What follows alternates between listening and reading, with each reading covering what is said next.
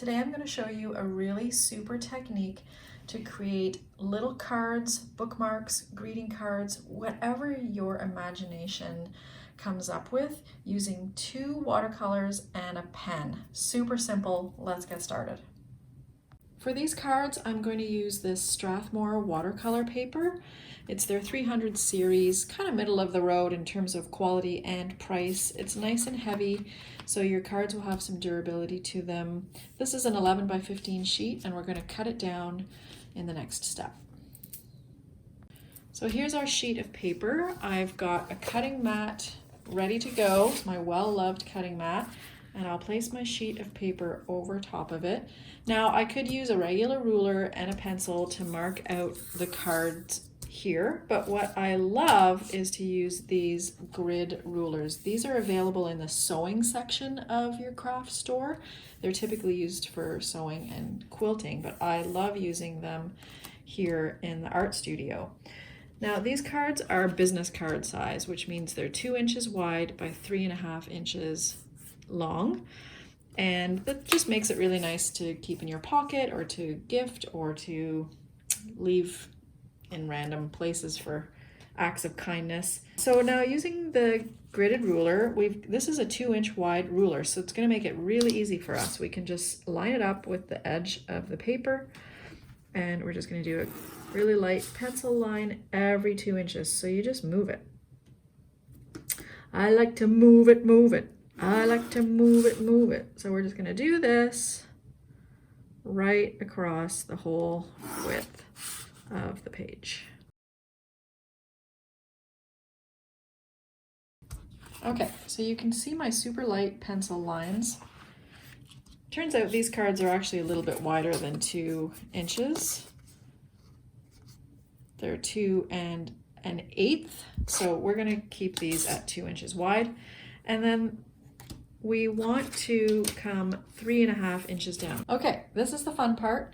We're going to take our watercolor paint, fresh jar of water, a big juicy brush, and we're really just going to apply paint to the edges of each of these areas. So I'm going to do a different colorway this time. I usually use turquoise and hot pink because those are my favorite colors, but maybe today I'll use acid green and turquoise. So we'll do green and turquoise today.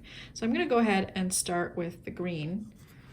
I'm just getting a really wet brush, even dipping it in the water as I go, and I'm just going to splodge it on in these corners. Splodge, it's a word.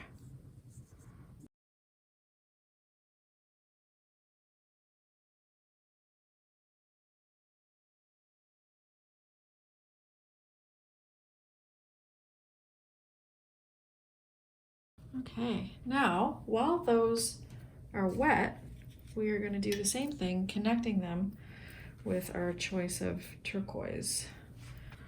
And I like when they overlap and dance together and have a fun time, so I'm perfectly okay with that happening because dancing is fun.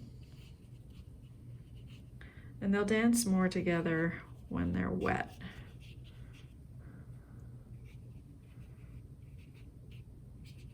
It's also okay to leave some white areas or just the color of the paper.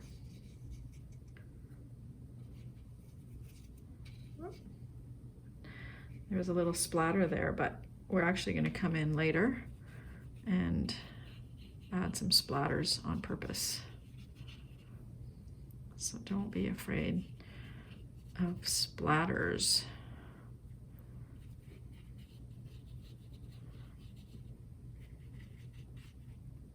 I like that white gap there.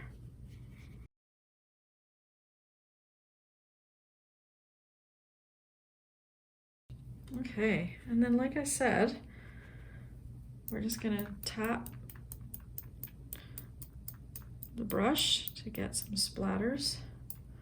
I'm using the turquoise because that's what's on my brush. You could come back in and use the other color if you like, or just lighten it up with a dip in the water. Okay, we're gonna let these dry and we'll come back to cut them up and write some sayings on them in the next step. Okay, our card is dry now, our paints are dry, and you can see how that actually looks like a sunspot. You can see how the colors and the pigment just kind of danced and interacted with each other as they dried. So lots of fun things going on here. Now we're going to use the same ruler and an X-Acto knife, or a straight edge knife, cutting knife. Words are hard. Wait, what? Where did this ruler come from? Basically, it's just a larger version of the ruler I used before. This one just has more inches on it, so I was able to use it to draw the 3.5 inch guidelines to cut out the individual cards. So if you can't see the line on your paper, you can still use the marks on the ruler. And you probably just want to double check that you're hitting the right spot, that you haven't accidentally inverted the card. Yep, looks good. So sometimes the watercolor cards, depending on how thick it is, can take a couple of passes. Yeah, there we go. So there's one.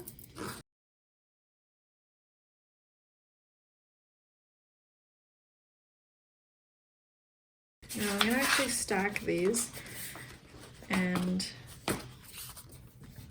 cut 3 at a time. So you want to do that carefully. And I'm going to use my smaller 2-inch ruler for that. So now I need to come at it from, actually let's flip these over so I can start at this edge. So making sure that all of your cards are lined up evenly. Start at the left edge.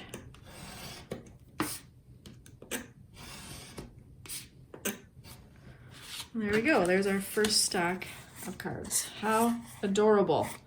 So I'm gonna keep cutting these and we'll check in for the final step.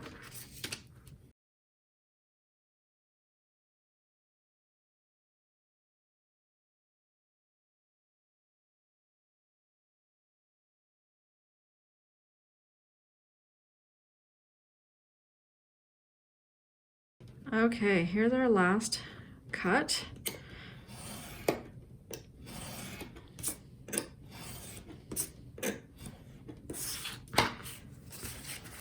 Beauty. You can definitely save these little offcuts for something fun and quirky. Do not throw them out. So here's our little stack. So we had 6 across by 3, so we should have 18 of these. It's a nice little collection. Now you'll notice on my examples at the beginning, the corners are rounded. I have a corner punch. Looks just like this because this is it. It's a corner punch. I've had it for years, probably picked it up at a scrapbooking section of a store. You just put a right angled corner in the punch and squeeze the handles together and you end up with a nice rounded corner. So you can do that if you wish. You can do it on some of the cards. So some of the corners, all of the corners, one of the corners, whatever you wish. Or you can save that until the end.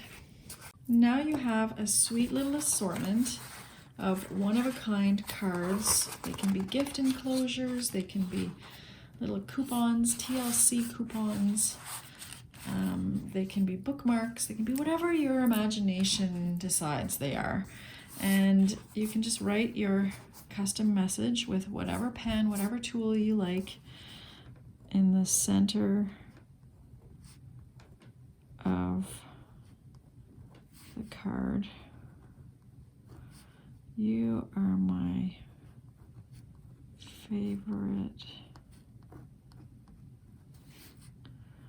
kisser.